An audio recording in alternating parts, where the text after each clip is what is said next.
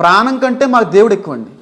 మా దేవుడు ఎక్కువండి. ఓకే, మీ ఇంట్లో కంటే? నా ఇంట్లో కంటే మా దేవుడు ఎక్కువండి. ఇంట్లో కంటే? ఎందుకంటే మీ బాబు కంటే? ఖచ్చితంగా నా దేవుడు. మీ భార్య కంటే? నా దేవుడు ఎక్కువ. మీ నాన్న కంటే? నా దేవుడు ఎక్కువ. మీ అమ్మ కంటే? నా దేవుడు. ఇంత మూర్ఖంగా ఉన్నారు మీరు. తల్లిదండ్రులను కాదన్న తర్వాత ఇంకా మీరేంటిది సార్? నా తల్లిదండ్రులు ప్రేమిస్తానండి, నా దేవుని గణపరుస్తాను సార్. నా తల్లిదండ్రులు నా కొరకు రక్తం కార్చలేదండి, నా భార్య నా కొరకు రక్తం కాచదండి, నా కొడుకు నా కొరకు రక్తం కాచడండి. మీకు కుటుంబం గొప్పనా, బైబిల్ గొప్పనా, యేసుక్రీస్తు గొప్పనా అని అంటే ఏం చెప్తారు మీరు? భార్య బిడ్డలే కాదు, కన్న తల్లిదండ్రుల కంటే బైబిలే గొప్ప. చాలా మూర్ఖమైన ఆలోచన అని నేను అంటాను. అమ్మా అన్న మాటకి పరమేశ్వరుడు కట్టుబడ్డాడు, తల్లిదండ్రులు లేని పరమేశ్వరుడు.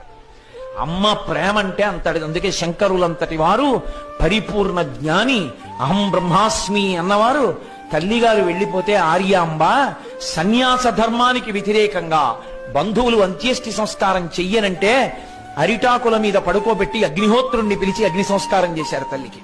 శంకరులు లొంగారు. మనమెంత తల్లి భక్తికి. దేవాలయానికి వెళ్ళినప్పుడు దేవుడు కనపట్టలేదు నాన్న అని మనం ఏడిస్తే ఆ తండ్రి వారి భుజాల మీద మనల్ని కూర్చోబెట్టి దేవుణ్ణి చూపిస్తాడు. అప్పుడు మనకి తెలుస్తావు మనం కూర్చున్నదే భగవంతుడి భుజాల మీద అని. తల్లిదండ్రులకి గుళ్ళు కట్టించక్కర్లేదు, కట్టించిన గుళ్ళ ముందు వాళ్ళని కూర్చోబెట్టకుండా ఉంటే చాలు. అది తల్లిదండ్రుల ప్రధానము. వాళ్ళని నువ్వే సేవించాలి. భగవంతుని సేవించకపోయినా నష్టం లేదు, బోల్డు మంది ఉన్నారు.